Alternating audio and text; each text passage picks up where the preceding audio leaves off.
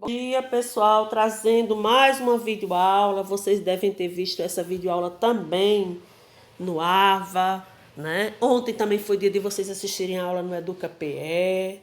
Espero que todos estejam bem. E eu estou trazendo essa videoaula só para ajudar mais ainda nos conhecimentos que vocês já adquiriram, que vocês já estudaram aí no livrinho de vocês, que tem um assunto no livro do terceiro ano de globalização, já estudaram no assunto do AVA, já viram no Educa PE, e nós vamos dar continuidade. Ó. Globalização. A gente está vendo o mundo aqui ó, girando, porque a globalização a gente vai incluir o quê? Uma mundialização. Quando a gente fala numa globalização, a gente fala num mundo global, numa aldeia global, todo mundo interconectado. Isso está ligado à tecnologia. Mas a globalização só surgiu com a tecnologia? Não, não. Mas a gente começou a observar um desenvolvimento maior da globalização com o uso da tecnologia. Observem aqui, ó, isso é uma reserva indígena. A gente está vendo um grupo de indígenas aqui no Acre, né, uma região da FUNAI, no ano de 2008, bastante isolados. É muito difícil a gente encontrar hoje. Ainda tem algumas aldeias que hoje estão catalogando, estão indo atrás, estão tentando localizar, que estão isolados, né? Mas são raras as aldeias que nós podemos encontrar hoje no mundo como um todo, né? É difícil a gente encontrar pessoas realmente isoladas, povos isolados. São poucos os povos isolados que a gente tem no planeta como um todo. Porque nós estamos num mundo globalizado. Eu estou aqui utilizando produtos que a África está utilizando, que o Japão está utilizando. Então é muito difícil, um mundo interconectado, hoje a gente viver totalmente isolado. Então são poucas as ações, né, que podemos dizer assim, aldeias, povos que vivem totalmente isolados dentro desse mundo globalizado. E hoje, quando a gente olha, ó, observando aqui a evolução, a tecnologia, o celular, é claro que o celular não é mais igual a esse, né? É um potente, né? Hoje ninguém quer mais um celular assim. Antigamente a gente andava com a mala com o celular. Hoje ninguém quer, a gente quer cada dia mais moderno. Então é o uso do tablet, do computador, meios de transporte mais eficientes, mais rápidos, mais velozes. Né? É uma rapidez enorme, você está aqui hoje, amanhã você já está do outro lado do nosso planeta. Então é a evolução, uma rapidez dos meios de transporte, dos meios de comunicação. Então isso é globalização, esse processo de evolução realmente tecnológica que nós estamos vivendo. Mas esse termo, globalização, ele veio de onde? Ele veio da década de 80. Mas se tornou muito mais decisivo a partir de 1991, quando todos os estados passaram a pertencer à economia capitalista. E o que é uma economia capitalista? Uma economia capitalista, a gente fala no modo de produção, mas qual é o objetivo de uma economia capitalista? O lucro, a iniciativa privada. O objetivo é o lucro. E a iniciativa, todo mundo pode colocar, desde que ele tenha condições, ele pode ter uma indústria, ele pode ser dono de um banco. Dentro de uma economia socialista, você não pode ser dono de um banco, não pode ser dono de uma indústria, mas nos meios de produção capitalista, você tem, existe a iniciativa privada, existe a desigualdade social também, né, relacionado a isso, e o objetivo realmente é o lucro. Aqui tem uma imagem que mostra a queda do Muro de Berlim, em 1989, que foi o maior símbolo da Guerra Fria. Quem é que lembra o que é a Guerra Fria?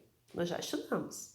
A Guerra Fria foi uma guerra que aconteceu no mundo, que podemos assim dizer, porque o mundo estava em tensão entre os Estados Unidos, capitalista, e a ex-União Soviética, socialista. Foi um confronto apenas ideológico, por isso que chama de Guerra Fria, porque não houve um confronto entre si, porque se tivesse havido, talvez a gente não estivesse mais aqui para estar conversando nesse momento, né? Porque destruiria toda a humanidade. Então ele é o maior símbolo, né, da Guerra Fria, é o Muro de Berlim.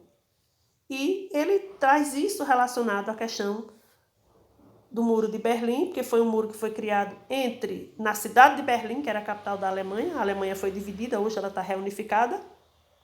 Berlim Ocidental e Berlim Oriental. Berlim Oriental, socialista, e Berlim Ocidental, capitalista.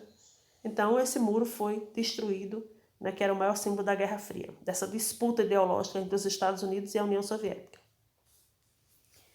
Então, quando a gente fala em globalização, como eu disse no início da minha fala, a gente fala numa atual interdependência entre os países, tanto nos setores comerciais, nos setores industriais, nos setores financeiros e tecnológicos.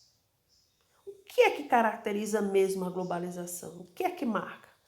O aniquilamento da relação de espaço-tempo.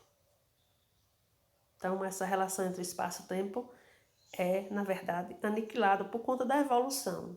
Aumento na velocidade de transporte. A gente tem transportes hoje potentes, né? Você pega um trem-bala de uma cidade para outra, rapidamente você está em outra cidade, né? Aumento na velocidade da comunicação. Eu estou aqui agora.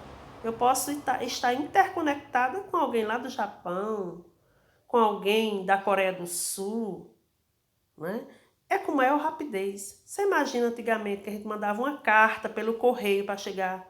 5, às vezes demorava 10 dias ou muito mais para essa carta chegar.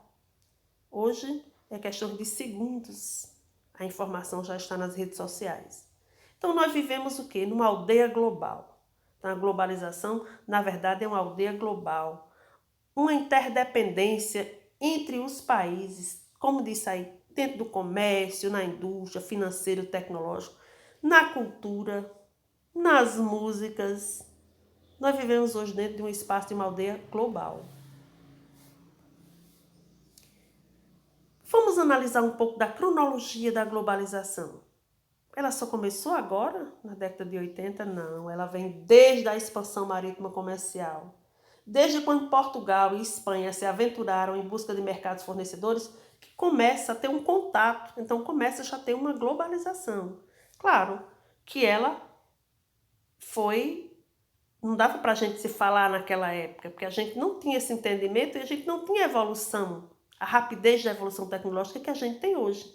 Aí veio o surgimento da primeira revolução industrial na Inglaterra, veio depois o surgimento da segunda revolução industrial, o momento da Primeira Guerra Mundial, a segunda. Chegamos na era que nós estamos hoje, na terceira revolução industrial, na revolução técnico-científica. Então a gente começa a falar mais na globalização agora na terceira revolução, mas ela surgiu desde a expansão marítimo-comercial. Ela melhorou com a revolução industrial, houve uma melhoria na segunda, né? Depois da primeira e da segunda guerra mundial também. Aí veio a terceira revolução, que foi esse momento que nós estamos hoje, que é o aumento da velocidade dos meios de comunicação, dos meios de transporte, da tecnologia, do uso da robótica, da biotecnologia. A tecnologia contribuiu para que a gente hoje falasse nesse mundo globalizado, mas ele vem desde a época das grandes navegações, foi lá que ele surgiu. Quando eu saí para ter contato com outra pessoa, e foi isso que a Europa fez, para ter contato com outras nações, a gente começa a falar no mundo globalizado. O que é esse expresso da globalização? É os fluxos de informações, né? Porque há novas exigências no mercado hoje para os cursos universitários. Você precisa falar fluentemente inglês, você precisa ter conhecimento de informática. As telecomunicações, mais a informática, que é esse fluxo informacional, a telemática. Então você tem que ter esses conhecimentos. É a vinculação entre a ciência, a técnica e a produção. Então é um avanço muito mais rápido. Esse fluxo de informação, de inovação, de ciência, de técnica de produção, como eu coloquei, a biotecnologia, é o desenvolvimento científico, é a influência, né? É as novas exigências que o mercado exige hoje. A internet, ó. Quantas pessoas têm acesso à internet? 400 milhões de usuários estão concentrados aonde? Nos países desenvolvidos, nos países ricos, na Alemanha, na Inglaterra, na Suíça, no Japão.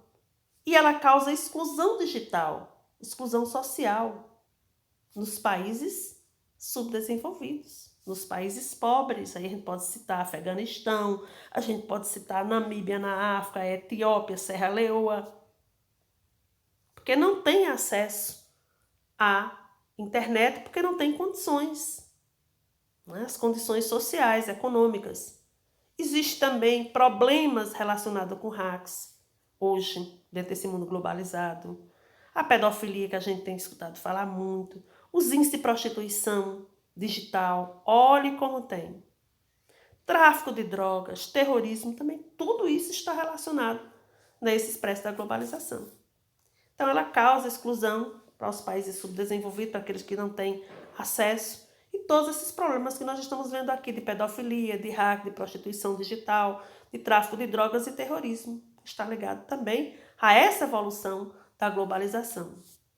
A circulação de capitais e mercadoria dentro desse expresso da globalização, mais investimentos, mais remessa de lucros, pagamento de juros de dívida externa, muitos empréstimos, porque você quer também estar se unindo, se formando em blocos comuns para poder competir dentro desse mercado internacional. Empresas investem em área produtiva e financeira, com ações e com moedas, né? Busca de melhores mercados, que aí sai uma empresa norte-americana, uma empresa japonesa para vir para um país emergente, como por exemplo o Brasil, e outros países que têm a vinculação entre ciência, técnica e produção. E quais são os problemas relacionados a isso? A fuga de capital, não é? Porque o país está em instabilidade econômica, está em risco. Então eu vou tirar meu dinheiro daqui e vou aplicar lá na Suíça, porque lá não está tendo problema. Então eu vou botar meu dinheiro lá porque eu não vou perder capital. As políticas do FMI, que a gente já abordou isso em aulas anteriores, que é o Fundo Monetário Internacional, e também a penalização social. Aumenta cada vez mais a desigualdade social, a desigualdade entre nações. Nações que são ricas, que têm dinheiro, que têm poder aquisitivo, elas podem perfeitamente ter uma melhor condição de buscar situações melhores. É diferente dos países pobres. E com os meios de transportes, que é o que a gente vê dentro da globalização, meios de transporte eficiente, meios de comunicação instantâneas, né? Aliás, meios de comunicação instantâneas. O nosso enorme planeta se tornou o quê? Um mundo bem pequenininho que cabe na palma da mão. Não é? Por isso que o mundo está aí na palma da mão, como vocês estão vendo aí. Nós vivemos numa aldeia global. Então, a globalização, ela representa um novo degrau no processo de mundialização. No momento em que as economias nacionais estão se enfraquecendo diante da maior importância do mercado global. Aí todo mundo tem que correr, tem que se ajustar. Por isso que a formação de blocos econômicos, nós vamos falar depois, posteriormente, em outra aula, se unir em um mercado comum para poder ter condições de competir dentro desse mundo globalizado, dentro dessa aldeia global. Você está vendo aí o mundo na palma da mão, porque nós estamos cada vez mais dentro de uma interdependência, né, entre as nações. As multinacionais e transnacionais, que são empresas de países ricos que se instalam em países pobres. E qual é o objetivo dessas empresas se instalarem? Vem com o objetivo de usufruir mão de obra barata, matéria-prima abundante que tem nesses países. Os países não têm leis ambientais rigorosas, né? Quando vai para um país desenvolvido rico, tem lei ambiental rigorosa. E um mercado consumidor crescente. Né? Então, tem mão de obra barata, tem matéria-prima, não tem lei ambiental. E tem país que ainda diz, pega o terreno, não paga imposto durante tantos anos. As multinacionais vêm e se instalam. Então, isso gera uma descapitalização para aquele país que recebe aquela empresa. Porque aquela empresa tem sua matriz lá na Alemanha, ela vai mandar o dinheiro para a Alemanha, não vai deixar aqui. Então, esse dinamismo espacial dessas indústrias transnacionais e multinacionais pelo mundo só foi possível por conta da globalização. Foi por conta exatamente da tecnologia dessa era, desse mundo globalizado. Olha aqui uma Nike, que todo mundo conhece. A Nike europeia, ela está lá na China e na Taiwan. Sua produção é feita lá. Por quê? Porque lá na Taiwan e na China eu vou ter um mercado consumidor maior, vou ter mão de obra mais barata, vou ter matéria-prima. Então a Nike vai confeccionar lá. É uma empresa europeia, mas está lá. Do mesmo jeito que a Fiat italiana, está espalhada pelo mundo, né? Em vários países, porque encontra mão de obra, encontra matéria-prima, encontra leis ambientais que não são rigorosas. E assim a gente tem exemplo de várias multinacionais. Né? Aqui é a empresa de cosméticos, né? Mostrando aqui a Elseve. Então, está espalhada pelo mundo inteiro.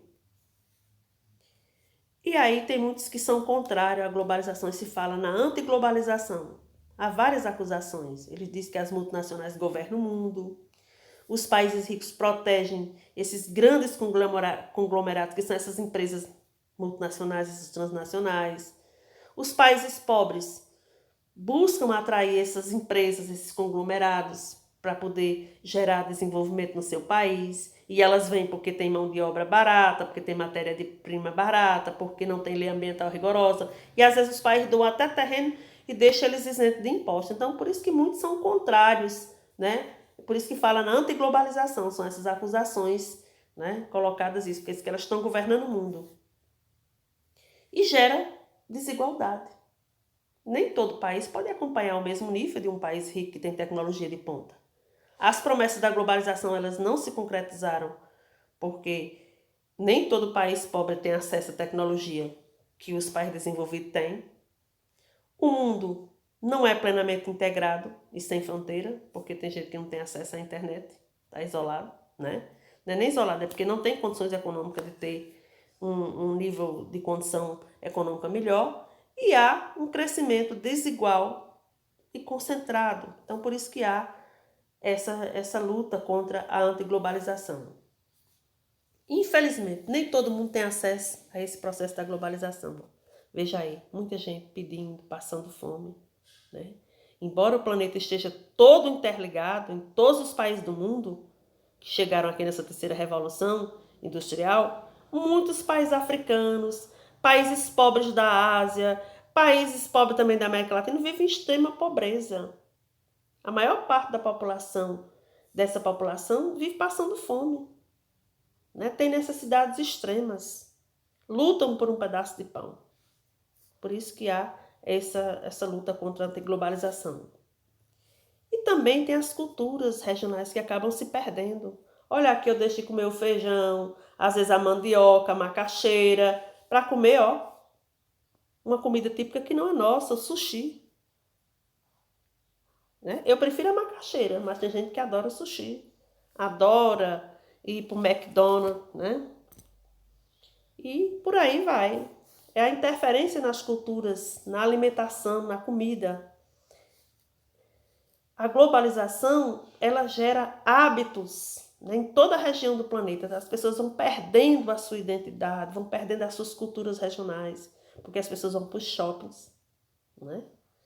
E aí os shoppings são igual em toda parte do mundo. Vocês têm a comida, fast food, tem lojas com jeans, tênis de marcas globais, né? Assistem os mesmos filmes, escutam as mesmas músicas, compartilham da mesma alimentação, compartilham do mesmo vestuário, então você acaba perdendo a sua identidade cultural regional. Então a globalização, ela faz isso.